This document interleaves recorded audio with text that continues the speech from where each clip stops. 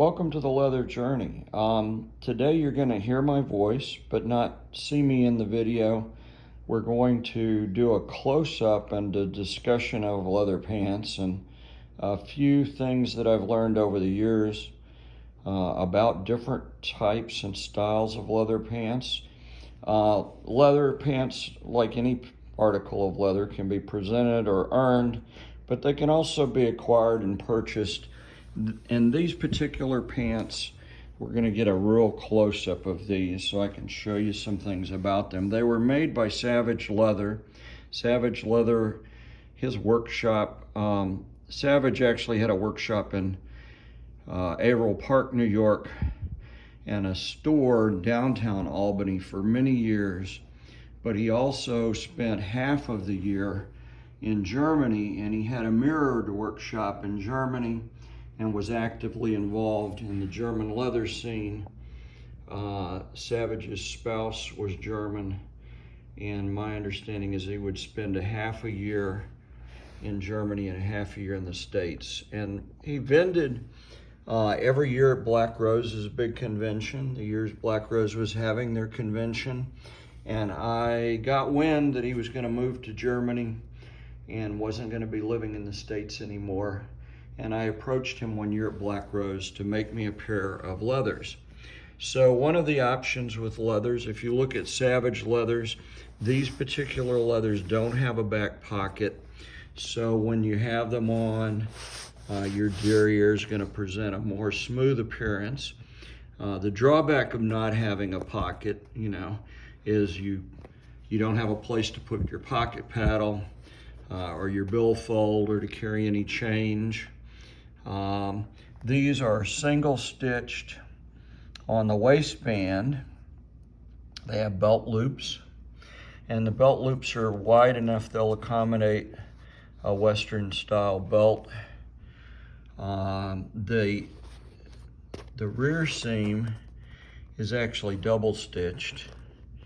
Okay, and I'm on the floor with you guys, so we're gonna flip these over and straighten them out, and we'll talk a little bit about the front side of these leathers. I think I mentioned in an earlier video that the most efficient way to lay out a pattern on a side of leather or side of beef or hide is to seam them at the knee, and those can be seamed front and back, and that's the most efficient way to lay out a clothing pattern.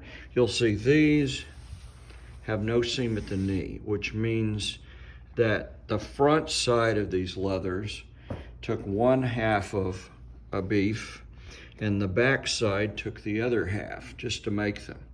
I asked Savage to design mine with a cod piece, which is kind of unique. There's some trade-offs. Obviously there's no front pockets, so again, I can't carry change or keys or anything. There's nothing that's going to be distracting from the view of or the wear of these leathers. They're closed with big snaps. So if you look down inside the cod piece, there's 1, 2, 3 snaps. The cod piece is held in place with 1, 2, 3, 4, 5 snaps.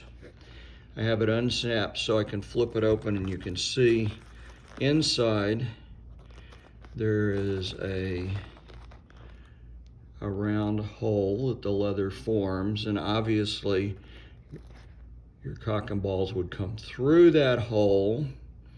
If I'm gonna wear those in a play setting, what I do is I put a metal cock ring on, then I'll place the leathers around between the back side of the cock ring and my skin, and then I'll close those, put those in place, and then that whole package gets covered up and secured in with the cod piece. Okay, so very interesting design. They're great to wear. Obviously there's some drawbacks with leathers like this. I can't just walk in to any restaurant wearing these. These have to be worn in lifestyle appropriate spaces and places. They're certainly appropriate in the dungeon. They're certainly appropriate for high protocol events and events that are in secure places. But I don't have as much flexibility with these as with, say, a pair that wasn't custom made that I bought at a biker shop or some other leather store. So for care, I personally use Hubert's shoe grease with these. I'll grease these up, condition these.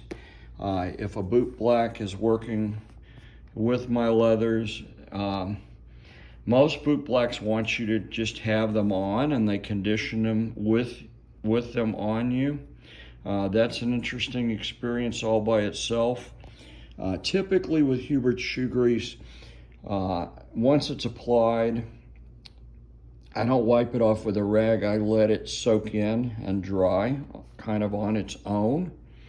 So there's trade-offs with leathers like this. Of course, I purchased these leathers. I acquired these leathers because it was a special circumstance. I knew Savage was going to Germany, was not going to be coming back to the States, and no longer be active in the East Coast scene. And I'd always wanted a pair of leathers made by him, so I took that opportunity.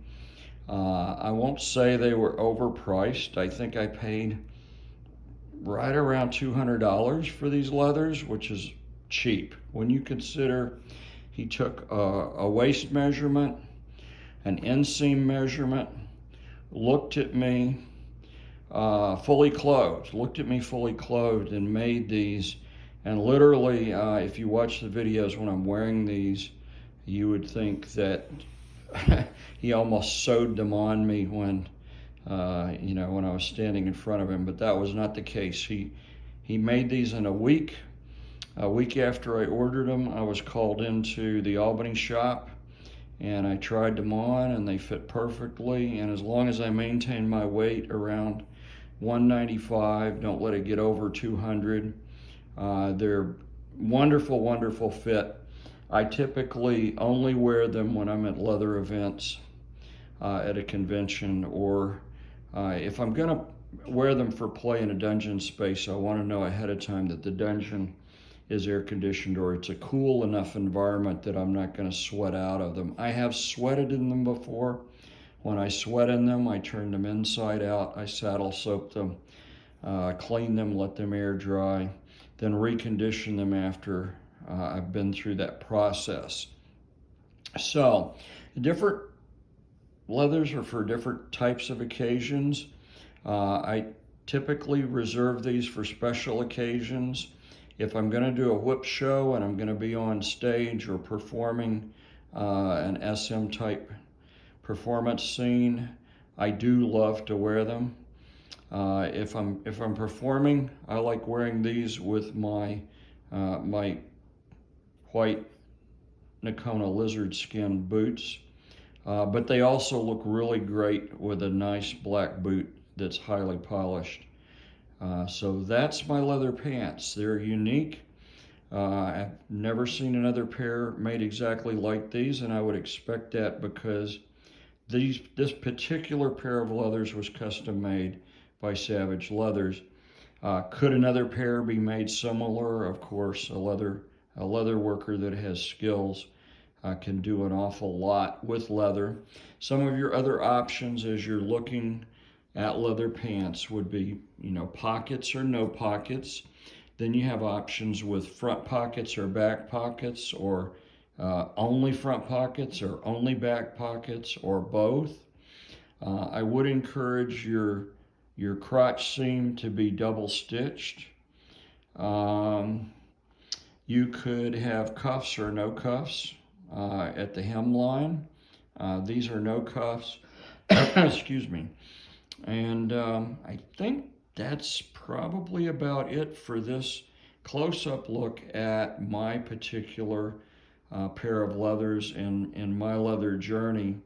Again, these were purchased, they were not presented. My only piece of leather that was presented is my mirror cap that was presented recently by a leather circle up in the Northeast. The rest of my leather journey has been simply I haven't been in a situation to work with a leather community long enough for them to feel comfortable with earning leathers, and I was in a situation where if there was going to be a leather community, I had to take the lead, and so I took the lead for many years, leading both a house and at leather educational events. So my path's been a little bit different. I don't discourage you from from earning and being presented leather. I encourage you to do that. But this particular pair I was fortunate, very fortunate to be able to get these from Savage Leathers, and they are a wonderful example of BDSM, SM oriented leathers, not necessarily the traditional leathers that would come out of a biker shop.